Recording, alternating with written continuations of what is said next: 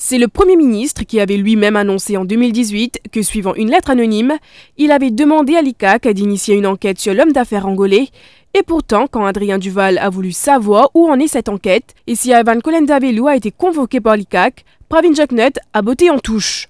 Whether with regards to the serious allegations that his deputy prime minister has accompanied that person to Royal Park, and given that he was a staunch defender of Mr. Sobrinho and his proofs of fund, whether he can tell us as Prime Minister if the Deputy Prime Minister has been required to assist in the inquiry of ICAC so far.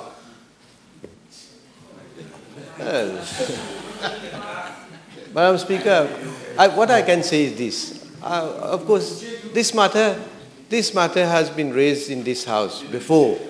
There has been so much allegation, so many allegations. And in fact, because I'm saying this because that is within my personal knowledge, I have also received letters, wild allegations, and I decided to refer that letter to ICAC, for ICAC to decide whatever action they will take, whether they will inquire into it or not. So I think this has already been answered before. Veda Balamouti, député du MMM, a voulu savoir si le syndicat des casinos de Maurice a été consulté dans le cadre du projet de privatisation de ces maisons de jeux appartenant à l'État. Après avoir déclaré que ce n'est pas l'affaire du gouvernement de gérer les casinos, Pravin Jacknut a annoncé qu'un steering committee sera institué et a promis de consulter le syndicat. Well, Madam Speaker, I must say this issue has been on the table, has been debated, discussed for years and years now.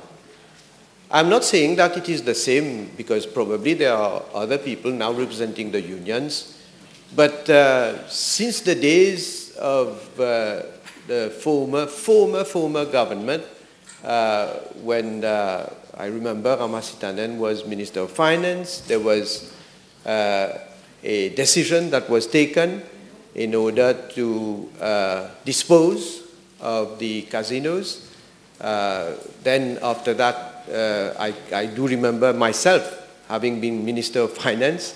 I know under what circumstances I don't want to go into that today, but the process was cancelled, and then we decided to again come up with disposal of the casinos.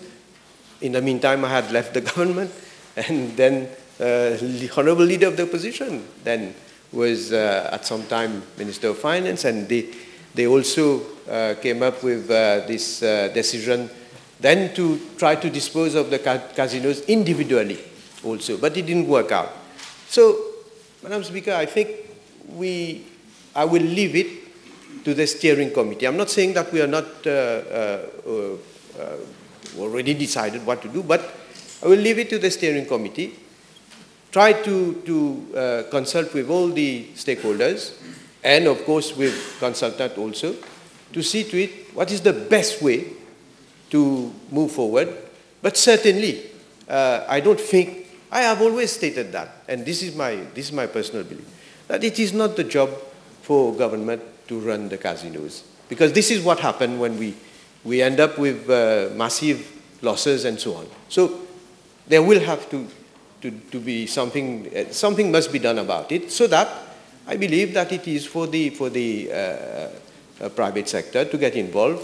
But how to do it, restructuring, and then this is what we are trying to do, to put it on a good financial footing, so that it becomes attractive also when ever we are going to ask for the private sector or whoever to come with an expression of interest. Rajesh Bhagwan, quant à lui, a voulu savoir si Col Mutusamy a été nommé comme conseiller. Oui, a répondu le Premier ministre, mais pas au PMO, mais comme conseiller en communication auprès du ministère des Infrastructures publiques.